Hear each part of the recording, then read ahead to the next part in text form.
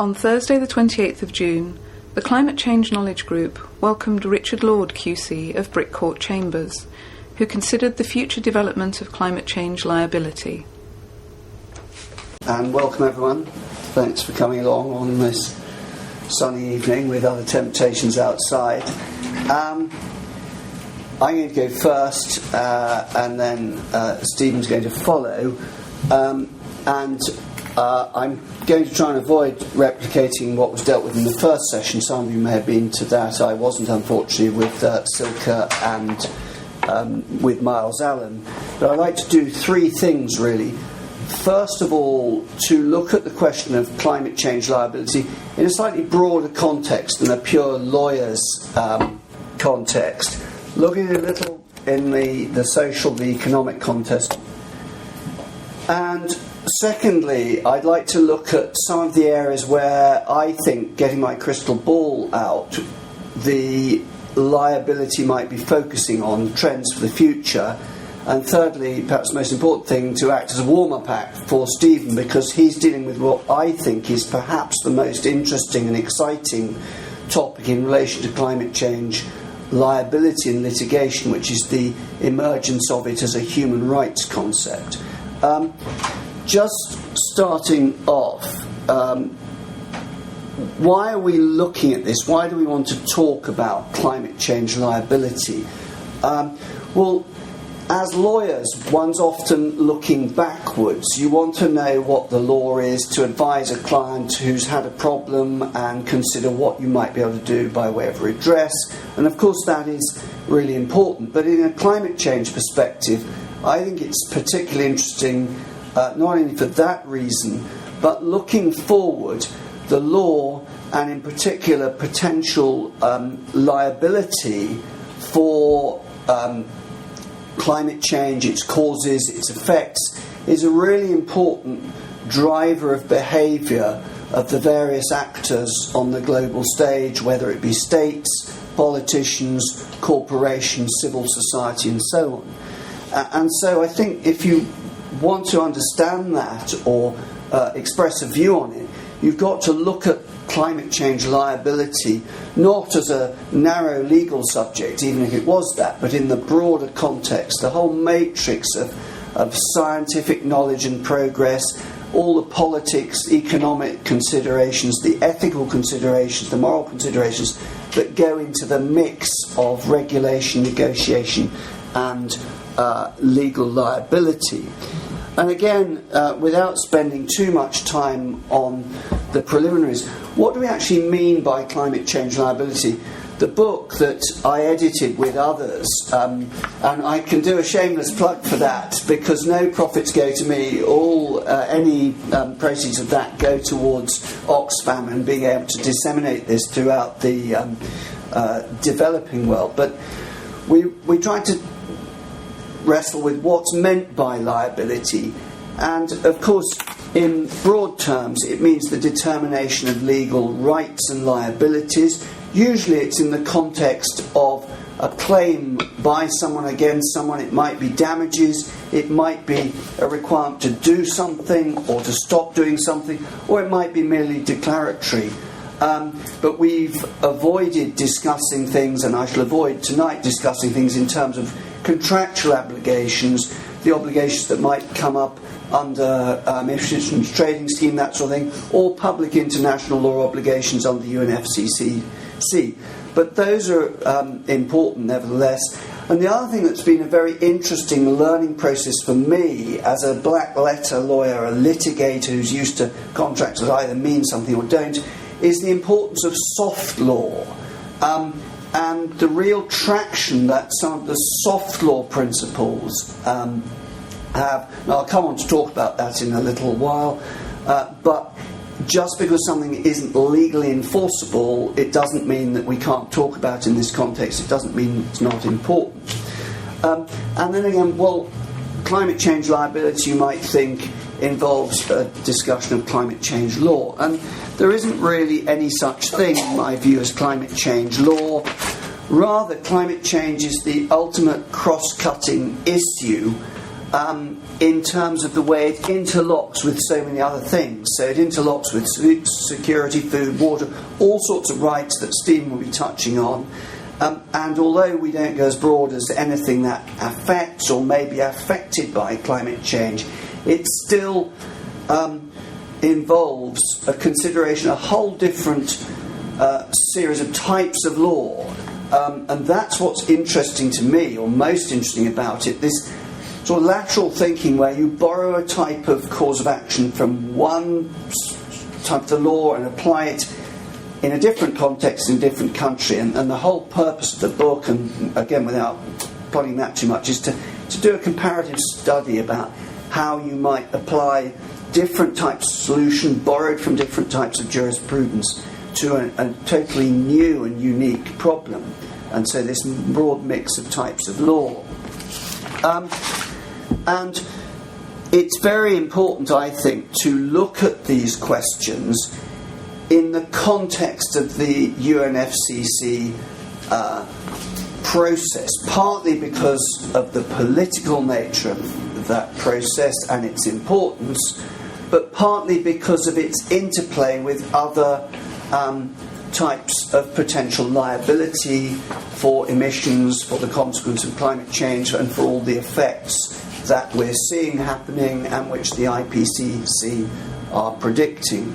And so I think most people you talk to is say, yes, the UNFCCC negotiations are driven by scientific imperatives of what needs to be done. After all, that's what Article 2 says. It's to stop dangerous and anthropogenic climate change, but only up to a point. And it's quite important, I think, to bear in mind that what the negotiations represent is not what's necessary, it's what's politically possible, which is a very long way short of that. And that's important when people say, in the context of in other attempts to impose liability, no, we're not liable for that. That's all in the sphere of the negotiations. That's just an international political imperative. The courts have no role to play in that. And I think 2 points I draw out of that. First of all, most of us would agree that regulation is a much better way of addressing climate change than litigation. It's a blunt tool. I came into this area of the law because I'm a litigator. My sort of instinctive response to a problem is, if there's a problem, sue someone. But I recognise that that's not a very good way for civil society to progress. There are better ways, but it's there waiting in the wings when other things fail. And the other thing that I've found very interesting as really a private lawyer by background and profession is the potential convergence of private law principles, negligence, fault, damages, that sort of thing, with some of the public international law principles that come out of and are expressed in the negotiation process, things such as common but differentiated responsibility, intra and intergenerational equity, which has been cited in a lot of the cases, precautionary principle, again, that might be an aspect of negligence, and no harm. And so in that context, it's actually a very simple point, but it's always nice to have a diagram.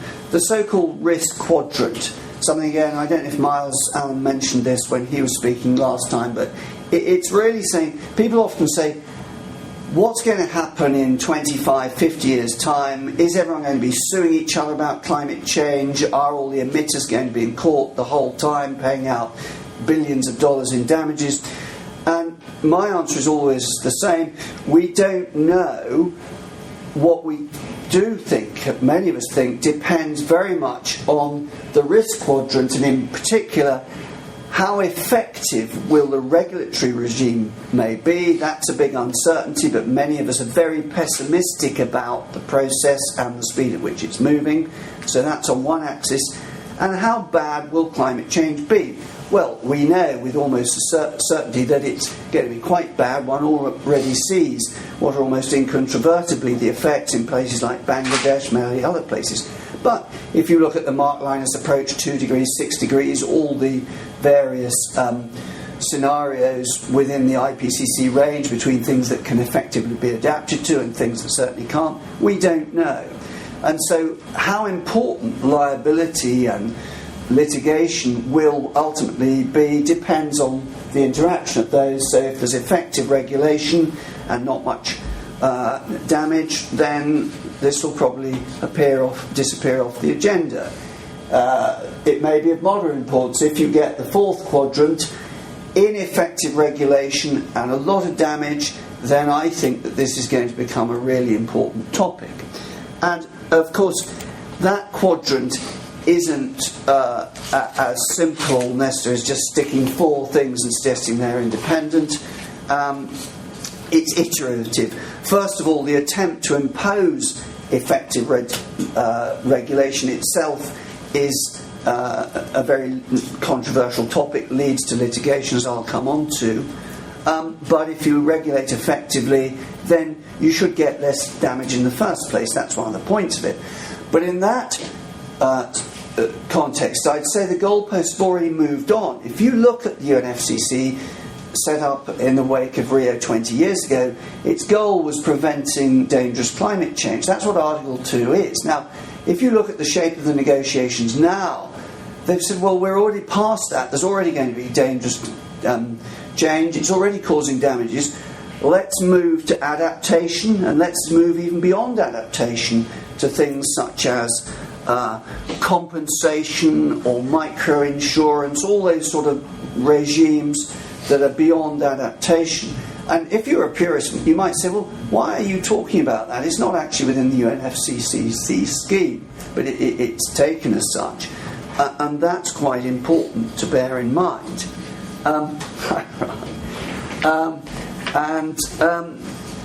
The irony in some of this is that the political question and preemption doctrines have been used most in the US context. The US have said in all attempts to impose liability to the courts, oh no, the courts aren't the place for this. This is purely a political question that should be determined on the international stage, and that this consideration of liability is preempted by the existing litigation. We've got the Clean Air Act. And that is ironic, given that at least at a federal level, the US have probably done less than any of the developed states to legislate. They obviously weren't a signatory to Kyoto, and many people think that they've foot dragged in a serious way. And then the other important point about the risk quadrant and its effects is that you don't necessarily have to have a finding of liability on someone to drive behaviour. Now, one of the things we've tried to do in our book, in our approach, is to be objective, to be scientific. We haven't set ourselves in the same place of some of the more extreme environmental civil society books. We've tried to say, look, this is an analytical approach as lawyers, not a scaremongering approach. Is there a credible threat of liability? And obviously, that is absolutely crucial, because if you're a corporation or indeed a state setting its energy policy, you don't want to do something that's going to either involve a lot of your policies being reversed, your power plants being shut down, or the prospect of paying millions or billions of dollars in compensation. And I mention at this stage a key role of insurers, and I'm an insurance litigator, so I deal a lot with insurers, but I think their role is sometimes underestimated. Insurers are really important in this mix for a number of reasons. First of all, they've got financial muscle. If there's one industry that's bigger in financial terms than the energy industry, it's the insurance industry. They've got clout. Secondly, they've got clout in other ways. They can use their muscle to drive behaviour change. Because if Greenpeace or WWF go along to corporations and say, we really would like you to stop emitting, we think it's irresponsible, immoral, you may get one answer. If insurers go along and say, look, emitters, you realise that if you don't change your behaviour, we're not going to give you cover for this, liability cover. That's a different ball game. That's a big threat. And indeed, there's been a development in the US case of AS and Steadfast, where the question of whether the environmental liability policy covers climate change liability of the sort that's been put forward in various actions. The answer is it doesn't, because there's no occurrence, and that's been reaffirmed only a couple of months ago in the appeal court. And on the plus side, business is often slated in the context of climate change liability as the ultimate evil, but actually business is capable of being proactive in a way that states often aren't. And businesses have long timelines. They have less clouded vision in terms of immediate appeal to an electorate in 3 or 5 years' time. And so they are part of the solution as much as part of the problem. And one's seeing a huge amount of enlightened business activity, not always in the same sector, not always in the same place. So that's, if you like, the background, the first part of what I wanted to say. Why is it important? What's the wider context? Now, what are the important areas where there may be liability in a litigation context? I want to say a little bit about the two most obvious things, but not very much about it, because I'm really trying to look at where we might be going, what's exciting for the future. And first type of liability, most obvious one, is what we call public or administrative law liability. It's judicial review type proceedings saying you must do something or you must stop doing something. And often it's quite unglamorous stuff involving rationality of policies on quite a small level. And it's not always unglamorous, because you get opportunities for lateral thinking. And I put up examples there. One was a UK case in 2009 where some bright spark, it was Platform People and Planet, said, oh look, we noticed as a result of the financial crash, the UK Treasury holds all the shares, or most of the shares, in RBS, and therefore under the Climate Change Act you ought to make RBS act in an environmentally responsible way in line with the Green Book, the UK government policy, and that if you don't, we can judicially review it. Now, it was thrown out, it came crashing down, but it was a great initiative, really good lateral thought. Similarly, prompted by some bright sparks at Greenpeace, the Federated States of Micronesia, they weren't necessarily the first people the Czech authorities thought of when they were giving planning permission for a large power station at Prunov, but because the way their environmental impact assessment procedure was set up, the way they'd signed up to a particular convention, it allowed Micronesia to come and say, hang on a minute, we're affected by this, we can require you to do an EIA, and again it had huge impact. But liability, I don't want to say a great deal. It was just public law liability. Other than this, the pendulum swings. So a few years ago, it was all civil society environmentalists seeking to review action or inaction. Now you've got some regulation, and it's the other way. A large percentage of the suits in the US are by business against regulation. And it also, people talk about environmentalists. It goes wider than that. Civil society as a whole is engaged for the reasons I said earlier. It's a cross-cutting issue. People ask, why are Oxfam, why are WWF involved in this? The answer, because it's seen to go very widely across a whole series of rights beyond the environment, all sorts of economic inequality, gender, human rights issues. And so I simply note there a very good recent example of public law liability. Only 2 days ago, the appeals court, Washington District, threw out the challenge by many actors to the EPA regulations, the so-called tailpipe regulations, because, of course, just going back a bit, initially there was an attempt to make EPA regulate, and the EPA said, no, CO2 isn't a pollutant. Then we had Massachusetts and EPA, which mandated them to regulate. On the basis of their mandate to regulate, the private lawsuits, such as Kivalina, and AEP in Connecticut ran into the stand because the court said, well, this isn't our job, it's up to the EPA. EPA published some regulations, industry piled in saying, no, you can't do that. And so the result of that is the throwing out, at least at this stage, of that challenge. So having said I'm not going to say very much about that, I'm just looking at the time, I'll move on to that. Next thing, which I'm not going to say very much about, what I call primary private law liability. It's the holy grail of environmentalists, partly because it's got an element of bashing the big bad emitters as well as the legal aspect. It's fascinating. It's the thing I find most interesting, perhaps, of all these aspects, other than the human rights aspect. And what got me into this was debates over causation that I could extrapolate from some of the mesothelioma cases and new tests of causation to come out overcome some of the problems of someone in an Inuit village or Bangladesh fishing community suing Exxon or AEP for damages for unlawful emissions in nuisance or negligence.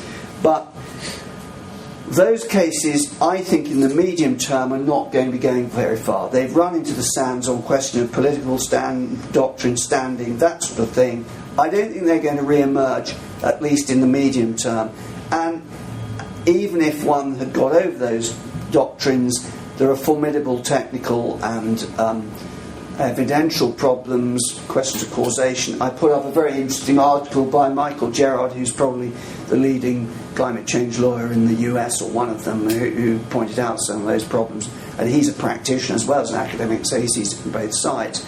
So having dealt with things that I say I'm not going to say very much about, I'm conscious of time moving on, I'll go very briefly through things that I think are interesting.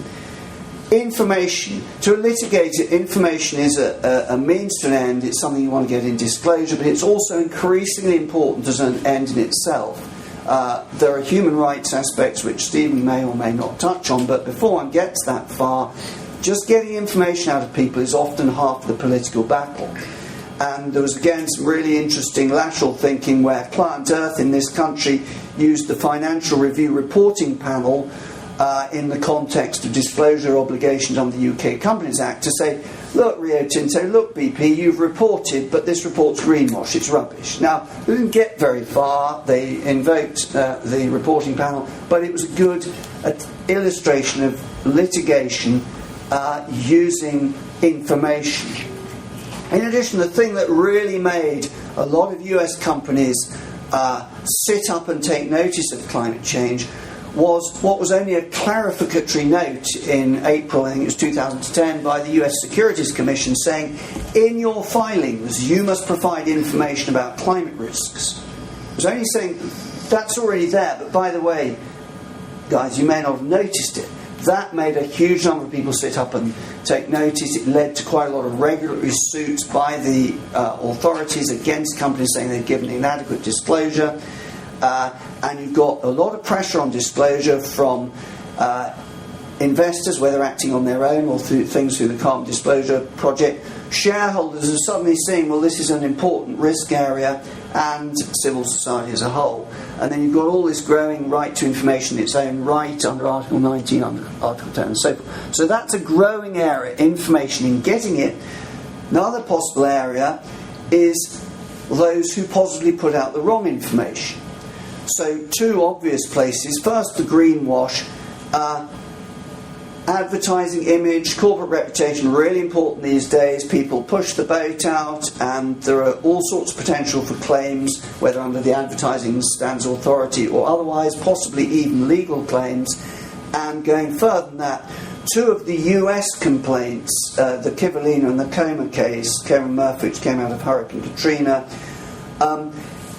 raised conspiracy claims. In other words, they sued the defendants not only for emitting greenhouse gases unlawfully, but conspiring together to put out front groups that disseminated untrue and misleading information about climate change and its risks. Now, there's obviously a thin line between genuinely held opinion, which may turn out to be wrong, and conspiracy to suppress the truth or promulgate falsehoods. But that is a possible area of liability that, again, may be important. And this is just really cantering through some areas that I think may come across. Primary private liability may be either dead or dying on a hiatus, but secondary liability, private liability, this is liability of people for failing to take into account climate change and its effects when they design buildings, which may need to be proof against stronger or more frequent hurricanes, when they make dams or levees, when they make fire breaks. And so there's been quite a lot of litigation against public authorities or engineers or designers who say, you didn't make that building strong enough, it may have been fine a while ago, but it's not any good now. And there was actual liability coming out of Hurricane Katrina and all the flooding against the United States Army Corps of Engineers because they hadn't designed the levees in taking into proper account the effect of climate change on the storm surge and certain things. And there was actually damages awarded of quite significant amounts to some claimants there. So that's what I call secondary private liability. Quite important, maybe not as sexy and glamorous as private, but potentially quite important. But Richard, do ring a bell if I'm running out of time. A minute, basically. A minute? Yeah, you are out of time, I'm officially. Sorry. Okay, right, wisdom. All right. We'll leave competition, we'll leave public trust, soft law, key drive, who cares who wins, etc. But really important that the key to a problem in Uganda might be some set of principles, a corporate charter that the land grabber or emitter or polluter had signed up to in New York. And it may not be strictly speaking liability, but it's very important politically. Rights-based, increasing amount of constitutional rights-based. So modern constitutions think of the environment. Old constitutions didn't have anything about it, but that's more in Stephen's territory. And I've put there this provocative court. Ubi, you're not allowed to use Latin now, but ubi jus, ubi remedium, where there's a right, there should be remedy. That's the big problem I see for human rights lawyers, and I'll leave that to Stephen. And finally, one of my pet themes, what I call developing country muscularity. Traditionally, people try and bring suits in US or European courts where the big emitters were, and I think we'll see a reversal of that. The developing countries are becoming completely more activist in judicial terms. They're more willing to award substantial damages.